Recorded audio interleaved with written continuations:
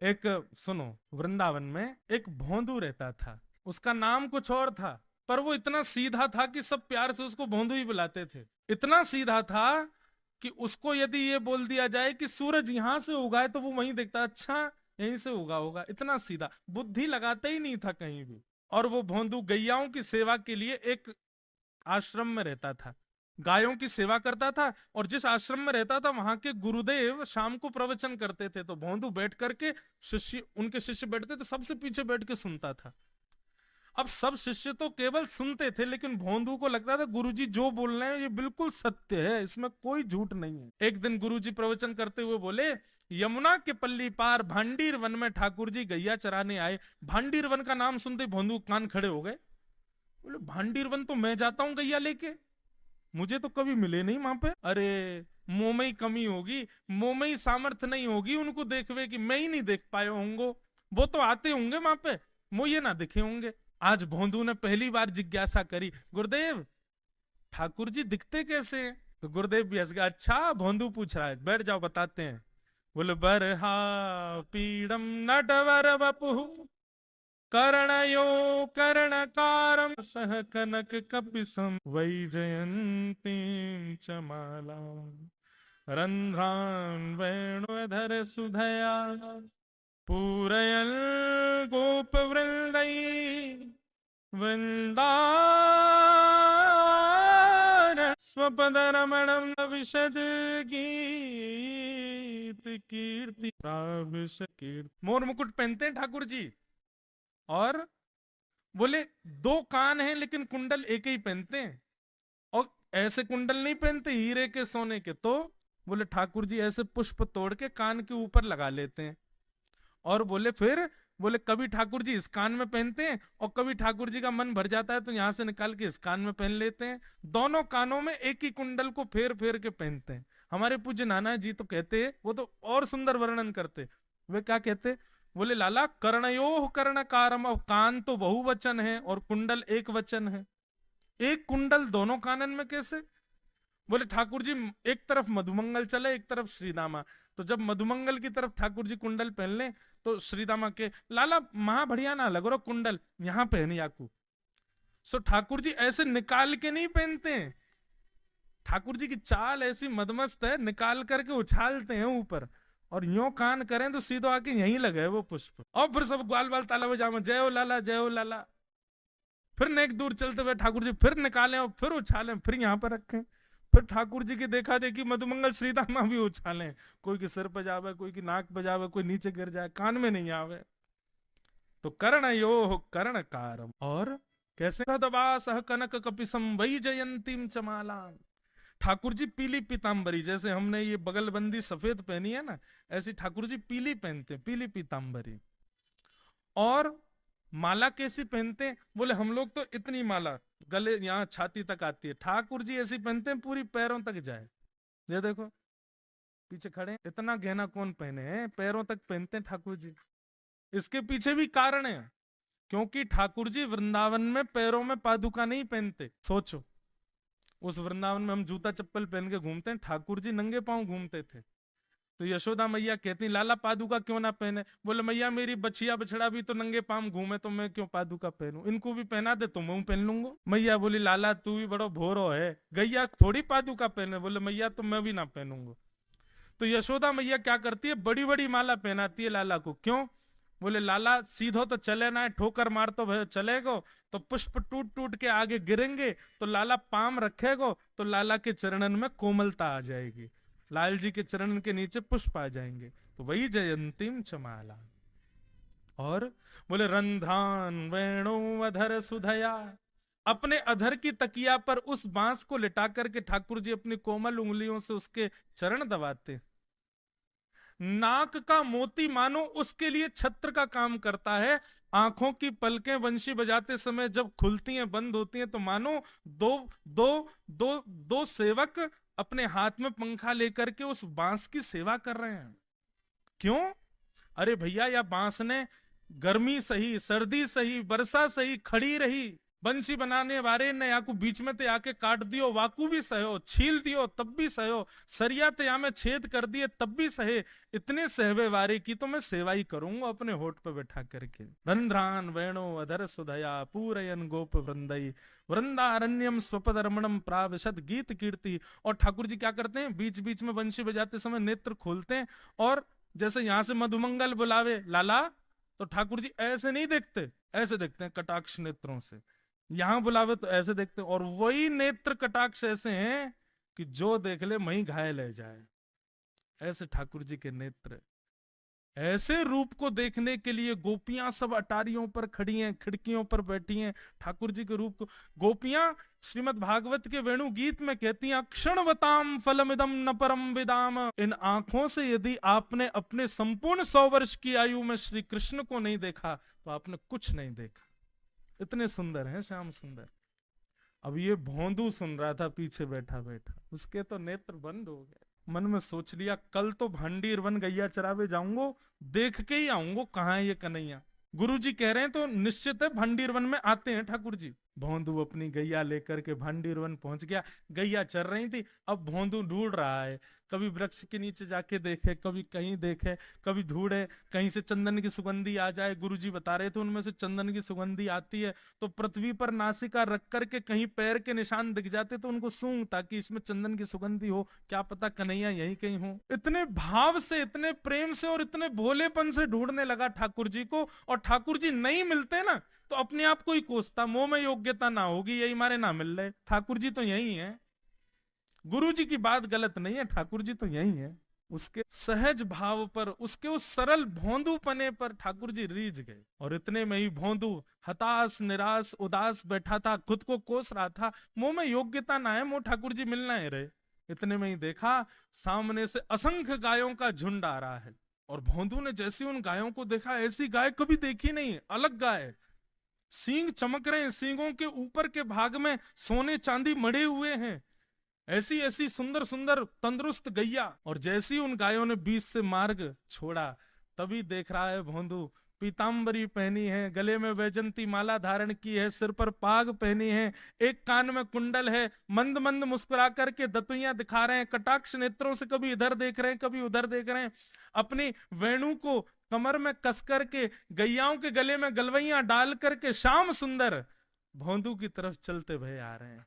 ये दृश्य देख करके हाथ पांव कांपने लगे भोंदू के, नेत्रों से अविरल अश्रुधार गिरने लगी। श्याम सुंदर को देख करके वहीं दंडवत करने लगा, उसको लगा मेरे पास तो आएंगे ही नहीं, है वहीं से मुड़ जाएंगे, अब मैं उनके पास जाके उनको असहज नहीं करूंगा, यहीं से देख लूं, यहीं से प्रणाम कर लूं। लेकिन जैसे जैसे प्रणाम करके ऊपर देखता, ठाकुर जी और पास आ रहे हैं, और पास आ रहे हैं, और पास आ रहे हैं। जैसे ही ठाकुर जी आकर के बैठे, भोंदू के पास शब्द नहीं है, हाथ पैर कंपित हो रहे हैं, उसको सूझ ही नहीं रहा करूं क्या मैं, इनके लिए क्या बिछाऊं, कहां बैठाऊं। ठाकुर जी ने अपने आप ही भोंदू के गले में हाथ डाली, अरे तेरा नाम कहा है।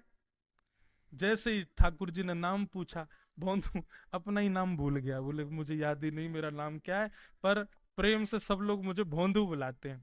अब तो भोंदू नाम सुनते ही ठाकुर जी ताली दे दे के हंसने लगे, तेरा नाम भोंदू है? बोले हाँ मेरा नाम भोंदू है।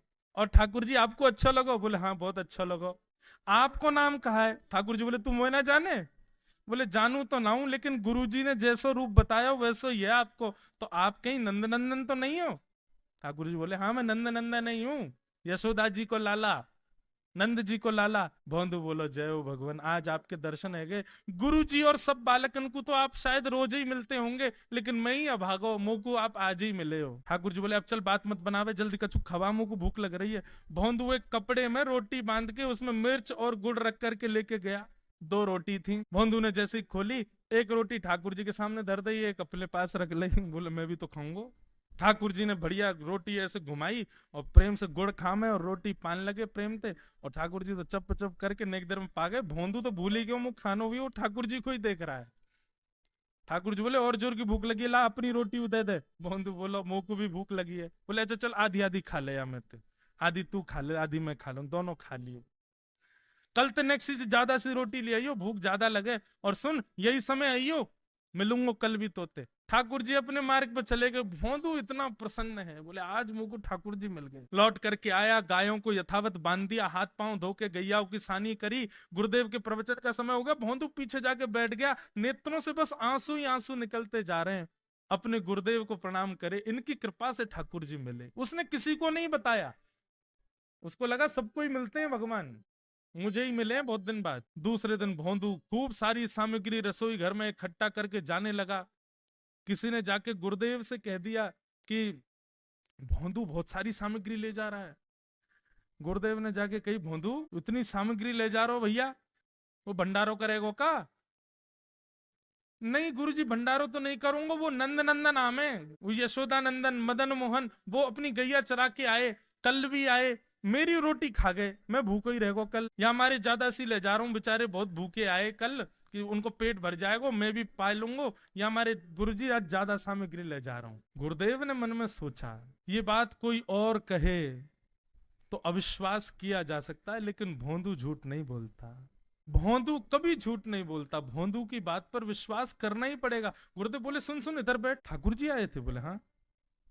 अच्छा, उनका रूप कैसा था? जैसा रूप आपने बताया था ना गुरुजी, बिल्कुल वैसा। ऐसे कटाक्ष नेत्र, मोती जैसे दांत, ठाकुर जी की मुस्कान ऐसी, पाग ऐसी, कान ऐसे। गुरुदेव के तो नेत्र बंद हो गए, वे सब अनुभव करने लगे। लेकिन गुरुदेव बोले, रूप कैसा भी बता दे, चरण यदि इसने बता दिए तो मैं मान जाऊंगा कि ठाकुर जी थे। अच्छा, तूने चरण देखे? बोले हाँ गुरुजी, मैंने चरण देखे। चरण कैसे थे? बोले चरण ऐसे ठाकुर जी, उत्तुंग रक्त विलसन नख चक्रवाल। ठाकुर जी के चरण जब वो चल करके आगे बढ़ते हैं ना, तो चिन्ह बन जाते हैं। कहीं ध्वजा बनी थी, कहीं शंख बना था, कहीं कुछ बना था। और उनके जो नखून है ना, उनमें से ऐसा लगता है मानो जैसे कोमल का पराग हो, कमल का पराग हो। और चरणों का रंग कैसा, जैसे मानो जैसे गुरुदेव कमल होता है ना, कमल की आकृति, ऐसे ठाकुर जी के चरण। जब चरण का यथावत वर्णन भोंदू ने कर दिया, गुरुदेव समझ गए। बोले निश्चित ठाकुर जी आते। नहीं तो भोंदू कहाँ जाने, इतना इतनी बुद्धि नहीं है उस पे कि वो इतना सब कुछ ढूंढ धाड़ के मुझे बताए। भोंदू एक काम करेगा? बोले हाँ। ठाकुर जी आएंगे तो तेरे सखा बन गए? बोले हाँ।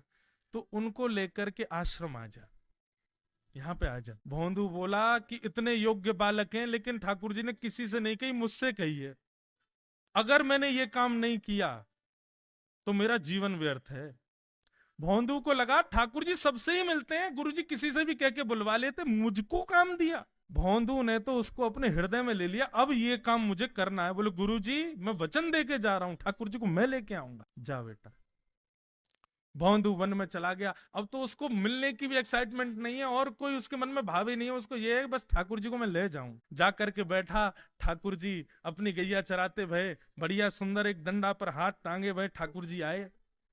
रूप देख करके फिर से भावुक हो गया भोंदू। ठाकुर जी आकर के बैठ गए। बोले चल जल्दी निकाल रोटी, भूख लगी है मुंह को। भोंदू सजाता जा रहा है थाली, ठाकुर जी को देता जा रहा है। बोले जय जय, एक प्रार्थना करूं? करो। आप मेरे संग, मेरे मेरे सखाओ ना आप? बोले हाँ तेरो सखाऊं, तो मेरी बात मानोगे? बोले कहा, आप मेरे संग आश्रम चलो गुरु जी के पास। ठाकुर जी रोटी पाते जा रहे, ठाकुर जी ने अनसुनी कर दी बात। बोले जय जय कछु कहो ना, आप चलोगे ना? ठाकुर जी बोले हम तेरे सखा हैं, तेरे गुरु जी के सखा नहीं है। तू मोते मिल, तू मेरे संग खा, तू मेरे संग रहे, तू कछु कर, तो कुछ सब अधिकार है। लेकिन ये हम गुरु जी ते मिल बातें मिल, ये सब हम नहीं करेंगे। हम बस तेरे सखा हैं, तो ये जाने और कोई ये ना जाने। ए जय जय ऐसे मत कहो ना, वे नहीं बताते तो मैं तो आपको देख ही नहीं पाता, मैं तो आपको जानता ही ना हूं। उनने ही तो मुझको बताई कि आप भांडीर बनाते हो, आपका रूप ऐसा है। उनने कृपा करके मुझको आपसे मिलवाए हो, वही हमारी मित्रता के मूल आधार है, उनसे तो मिलवे चलो ना। ठाकुर जी बोले देख ज्यादा जिद मत करे, हमने तो उसे एक बार कह दी हम नहीं जाएंगे नहीं जाएंगे नहीं जाएंगे। ठाकुर जी रोटी पा रहे थे तो भोंदू ने हाथ से रोटी और छनाई, बोले ये भी दो, ये भी गुरु जी की है, लाओ ये मिर्च गुड़ सब दो, ये सब गुरु जी को, ये भी मत खाओ। और सुनो, यदि हमारे गुरु जी से आपको प्रेम नहीं है तो हमको आपसे प्रेम नहीं है। कलते अपनी गैयान को लेके कहीं और चरावे जाओ, होंगे तुम नंदन नंदन अपने गांव के, मेरे गुरुजी के पास नहीं जाओगे। और सुनो, ये मुंह में जो रोटी रखी जाओ को उगल ले आओ, ये भी गुरुजी की रसोई में बनी है, हमारे गुरुजी से नहीं मिलेंगे। ठाकुर जी बोले अरे भोंदू ने रुक तो, नहीं नहीं नहीं अब तो मैं सुनूंगा ही नहीं, आपने ऐसे कैसे कह दी नहीं जाएंगे, 3 बार नहीं जाएंगे नहीं जाएंगे। और ये भांडीरवन मेरो है, मैं यहाँ गैया चरावे आऊं, कल से अगर तुम और तुम्हारी गैया दिख गई मुंह को, तो तुम्हारी गैया को लेके मैं चलो जाऊंगा आश्रम, फिर तुम्हारी मैया बाबा तुमको मारेंगे। ठाकुर जी बोले, अरे भोंदू इतना नाराज? बोले, यदि मुंह से मित्रता रखनी है तो मुंह को वचन देना पड़ेगा कि आप आश्रम चलोगे, और अगर आपने फिर से नहीं कही तो मैं जा रहा हूं वापस, और कभी आपको मुख नहीं देखूंगा, अपना मुख नहीं दिखाऊंगा। ठाकुर जी बोले, इस मुख को देखने के लिए या संग के लिए लोग पता हो तो कितनी तपस्या करें। बोले, जो तपस्या करें उनको मुबारक, तुम मुंह को ना चाहिए, मुंह ना मिलनो तुम ते, मुंह कोई गरज ना पड़ रही तुम ते, आज तक नहीं मिले, कल ही तो मिले हो मोते, वो भी गुरुदेव की कृपा से मिले हो, जाओ मत मिलियो, मुझे ना चाहिए तुम। ठाकुर जी बोले, मैं तो ना जाऊंगा, मैं तो तेरे पास ही रहूंगा। बोले, तुम मत जाओ, मैं जा रहा हूँ।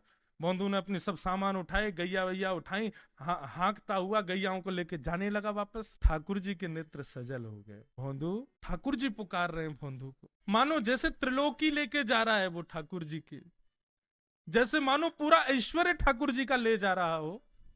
अरे भोंदू ने रुक तो जा। भोंदू बोला, अपना मुख भी नहीं दिखाऊंगा यदि आप नहीं चलोगे तो। भोंदू थोड़ी दूर गया, ठाकुर जी को लगी वापस आ जाएगा, थोड़ी और दूर गया, लगा अब आ जाएगा, लेकिन जब भोंदू दिखना बंद हो गया, हमारे ठाकुर जी विचलित हो गए, दौड़े भोंदू की तरफ। गैया चराता हुआ वापस जा रहा था अपने आश्रम, ठाकुर जी दौड़ करके गए और जाकर के भोंदू के पिद्दी पे चढ़ गए। पिद्दी समझते हैं? ये कंधे पर चढ़ जाना, इसको ब्रजभाषा में कहते हैं पिद्दी पे चढ़ना। ठाकुर जी जाकर के पीछे से कंधा पे चढ़ गए, पाम से पेट पकड़ लिया और हाथन से बोले, ले चल अपने गुरुदेव के पास, चलूंगा तू जहां कहेगो, लेकिन तो दूर नहीं जान दूंगा। और भोंदू ठाकुर जी को ऐसे ऊपर चढ़ा करके गैयाओं के साथ लेकर के आश्रम जा रहा है। गैयाओं ने जैसे ही आश्रम में प्रवेश किया, गुरुदेव आकर के खड़े हो गए और मन में बस विचार कर रहे थे, हाथ पांव कांप रहे थे, बोले ठाकुर जी आएंगे कि नहीं। और जैसी गायों का समूह भीतर प्रवेश हुआ, इतने में ही भोंदू आया, और तभी देखा भोंदू की पिद्दी पर ठाकुर जी टंगे भय आ रहे थे। ये दृश्य देखते ही गुरुदेव मूर्छित होके गिर पड़े। वही जैसे तैसे होश में आए, होश में आकर के जैसे ही ठाकुर जी को देखा, सिंहासन पर भगवान बैठे हैं जहां गुरुदेव बैठते थे, और भोंदू उनके बगल में बैठा है। आज गुरुदेव ने जाकर के पहले भोंदू को प्रणाम किया, बोले, जय हो, धन्य है, इतनी तपस्या की, इतना भजन किया, घर परिवार त्याग दिया, वैराग्य त्याग सब हमारे जीवन में, तब भी ठाकुर जी नहीं मिले। लेकिन वारे भोंदू, तेरी सरलता, तेरी सहजता, तेरा ये निर्मल भाव कि ठाकुर जी तेरे अधीन होके यहाँ आश्रम तक चले आए। ये बंधुओं, ये मनगणंत कथा नहीं है, ये वास्तविक सत्य घटना है वृंदावन। और ठाकुर जी सदा के लिए भोंदू के संग रहने लगे। और फिर कुछ समय बाद भोंदू गैया चराता हुआ भांडीर बन गया, और फिर कभी लौट करके नहीं आया, ठाकुर जी के संग ही प्रस्थान कर। बोलो भक्त वत्सल भगवान। ऐसा भोलापन, यदि ऐसी